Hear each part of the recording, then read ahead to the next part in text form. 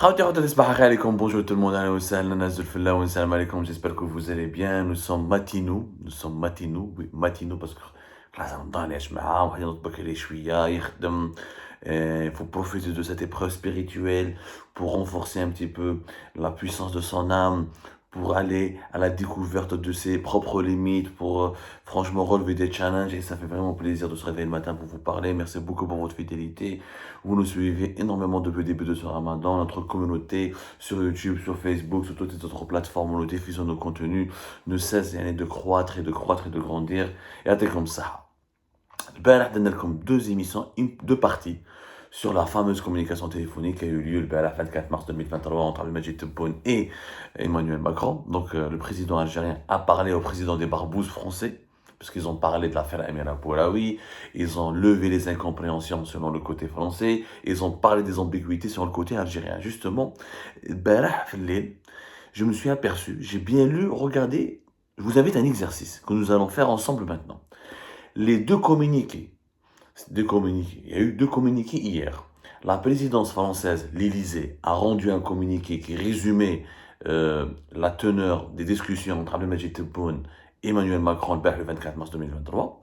Il y a eu un autre communiqué dans la présidence algérienne qui résume avec aussi le contenu de ces discussions. Sauf que les deux présidences, algériennes et françaises, n'ont pas employé les mêmes mots, n'ont pas employé les mêmes termes, et ils ont donné une lecture qui est totalement différente. Vous savez, les mots ont un sens, ont un poids. À ce haut niveau de la diplomatie, à ce haut niveau des relations bilatérales, les mots ne sont pas innocents, ne sont pas fortuits, ou ils ont un poids. Et nous allons regarder ensemble comment le régime algérien est dans la fourberie, il est dans la malhonnêteté. Il y a le téléphone avec Emmanuel Macron, dans le communiqué, il dit autre chose. Pourquoi? Parce vous allez voir que nous allons analyser ensemble le vocabulaire de la présidence algérienne. On sent déjà le malaise, la contradiction. Le malaise, la contradiction, le non-sens. On sent que dans la vie, des fois, quand on parle, il y a des interlocuteurs, on sent déjà qu'ils sont en train de nous mentir, qu'ils sont en train de nous berner, de nous duper, la duperie. Voilà, on sent la duperie. C'est-à-dire, des fois, il n'est pas convaincant. Parce que lui-même, quand il parle, ou quand il s'exprime, ça se voit qu'il n'est même pas convaincu par ce qu'il dit lui-même. Analysons ensemble, faisons l'exercice. Donc, je vois le communiqué de la présidence française. Que dit le communiqué de la présidence française? Le président de la République, Emmanuel Macron, s'est entretenu par téléphone avec le président de la République algérienne, Abdelmadjid Tebboune. Les deux chefs d'État ont échangé sur les conditions du départ de Tunisie et d'arrivée en France avec le soutien de nos services consulaires en Tunisie d'une ressortissante franco-algérienne le 6 février dernier. Il s'agit d'Amira Bouelaoui, vous l'avez tous bien compris. Cet échange a permis de lever les incompréhensions. Ils sont convenus de renforcer les canaux de communication entre les administrations concernées pour éviter que se renouvelle ce type de malentendu regrettable. Côté français, on parle d'incompréhension, de malentendu regrettable. C'est-à-dire, c'est Emmanuel Macron qui a donc appelé Abdelmadjid Tebboune. Donc c'est lui qui sait quand même de quoi il a parlé. Et Emmanuel Macron s'est bien rendu compte qu'on parle d'incompréhension. Il a constaté, pour les autorités françaises, il s'agit d'incompréhension et de malentendus regrettables. Je vous maintenant le communiqué de la présidence algérienne. Le président de la République, Abdelmadjid Tebboune, a eu vendredi après-midi, le 24 mars 2023, un entretien téléphonique avec le président de la République, Emmanuel Macron, sur nombre de questions, notamment la méthode avec laquelle une ressortissante titulaire de la double nationalité algéro-française a été exfiltrée par les services consulaires français en Tunisie, en date du 6 février 2023. Les autorités algériennes parlent toujours d'exfiltration, alors que les autorités françaises, l'Élysée, parlent de soutien. Le mot exfiltration, déjà, c'est un mensonge. Pourquoi c'est un mensonge? Parce que quand tu affirmes que c'est une exfiltration, il n'y a pas d'incompréhension. Le côté français, il voulait qu'il y ait une incompréhension.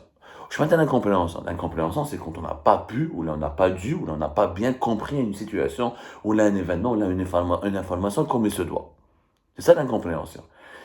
Si les autorités algériennes ont parlé réellement avec Emmanuel Macron d'exfiltration, il n'y aurait pas eu d'incompréhension.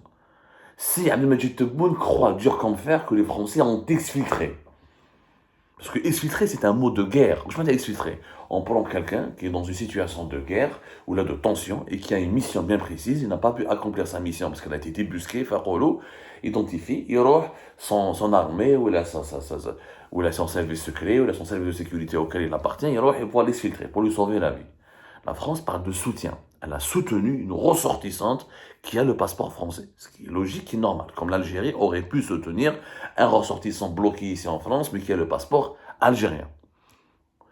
On parle d'exfiltration, mais pas d'une incompréhension. Je vois la contradiction. Si tu es sûr que c'est une infiltration, qu'est-ce que tu n'as pas compris alors? Si tu accuses la France d'avoir exfiltré Amina Boulaoui, qu'est-ce que tu n'as pas compris? Sauf que le régime algérien, les autorités algériennes, la présidence algérienne ne parlent pas d'incompréhension. Ce qui est grave encore. Dans le communiqué de la présidence algérienne, cette affaire a suscité des dissensions dans les relations bilatérales. Ok, ça n'a pas été communiqué à l'Élysée, mais il y a une dissension. Allez, on parle de dissension, c'est-à-dire de tension, de tension, voilà, de problèmes entre les deux pays. Voilà. Et que les deux pays ont convenu de renforcer les moyens de communication. La communication téléphonique a permis de lever plusieurs ambiguïtés. La présidence française parle d'incompréhension, pas d'ambiguïté. Après, comment je mets ambiguïté? Ambiguïté, c'est un événement où il y a quelque chose qu'on peut interpréter différemment. L'ambiguïté, c'est ambigu. Ambigu dans la langue française qui présente deux ou plusieurs sens possibles, dont l'interprétation est incertaine. C'est pas du tout le cas. Il n'y a pas eu d'ambiguïté dans l'affaire Amina Boulaoui. Emmanuel Macron a été clair, il y a eu une incompréhension. C'est-à-dire c'est l'Algérie qui n'a pas compris le rôle de la France dans cette affaire. La France n'a pas soutenu politiquement Amina Boulaoui, ne lui a pas donné des armes, ne lui a pas donné de l'argent, ne lui a pas donné une assistance matérielle ou financière ou quoi que ce soit. Elle lui a juste permis de quitter le territoire tunisien en tant que ressortissante française menacée de séquestration et de violence et d'une procédure qui pourrait atteindre et d'atteindre à ses droits fondamentaux sur le territoire tunisien. Donc, c'est ça ce que les Algériens n'ont pas compris. C'est pour ça que Emmanuel Macron s'est expliqué avec Tebboune. Pour lui dire, il a dit, mais femme-touche. Moi, je ne suis pas une espionne, mais elle n'a aucune relation avec elle, elle a le passeport français, il fallait la soutenir, parce que les Tunisiens ont déconné. Ils l'ont séquestré, ils l'ont violenté, ils ont voulu l'extrader sans aucune procédure légale. Notre devoir est de la protéger, toute personne qui a le passeport français.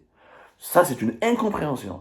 Mais quand la présidence algérienne parle d'ambiguïté, il n'y a pas d'ambiguïté. L'ambiguïté, situation qui peut être interprétée différemment selon plusieurs sens possibles. Il n'y a pas de sens possible. Donc la présidence algérienne est en train de nous mentir. Il n'y a pas eu d'ambiguïté. Emmanuel Macron a été clair avec Abdelmadjid Tebboune. Il y a eu une incompréhension. Vous n'avez pas compris ce qui s'est passé. Et l'échange a levé, donc Tebboune et Macron, a levé les incompréhensions. Il n'y a pas eu d'ambiguïté. L'ambiguïté, elle est dans la tête. En plus, tu as trop oublié ambiguïté. Tu parles au début de ton communiqué d'exfiltration. Donc il n'y a pas d'ambiguïté. C'est quoi l'ambiguïté? Si tu accuses la France, si tu accuses encore la France d'avoir exfiltré donc, une agente qui est Amina Boulaoui, donc il n'y a pas d'ambiguïté. Je vois la contradiction, dans sens. C'est-à-dire que les dirigeants algériens, à ce très haut niveau des échanges et des relations bilatérales avec une grande puissance, comme la France c'est pas la Tunisie quand même, c'est pas Kayseri, tu parles à Emmanuel Macron, G7, G20, on parle maintenant du Conseil de sécurité de l'ONU. C'est un pays, c'est une puissance universelle. Ou trop il y a une ambiguïté alors que tu l'accuses d'avoir exfiltré une agent. Il n'y a pas d'ambiguïté. Donc toi, tu n'as pas mal interprété la situation. Il n'y a pas eu d'ambiguïté. Il y a eu incompréhension. Comme l'eau. La France parle de renforcer les canaux de communication entre les administrations concernées, donc c'est les services de sécurité et les services secrets, certainement, pour éviter que se renouvelle ce type de malentendu regrettable. La présidence française, parle de malentendus regrettables. La présidence algérienne parle de renforcer les moyens de communication entre les administrations des deux pays afin d'éviter que de telles situations ne se répètent. Ce n'est pas du tout les mêmes intentions. De telles situations ne se répètent. C'est-à-dire que la présidence algérienne veut nous faire croire qu'elle a demandé à la présidence française que la France ne soutienne plus les opposants algériens qui seraient bloqués en Tunisie ou à l'étranger lorsqu'ils seraient recherchés par les autorités algériennes. C'est ça. Je m'attends que de telles situations ne se répètent. Maintenant, il ne faut plus qu'un opposant soit aidé par la France s'il est bloqué en Tunisie ou là ailleurs et s'est fait l'objet d'une procédure illégale d'extradition. Ce n'est pas ce que la France a dit. Il n'y a jamais eu cet engagement.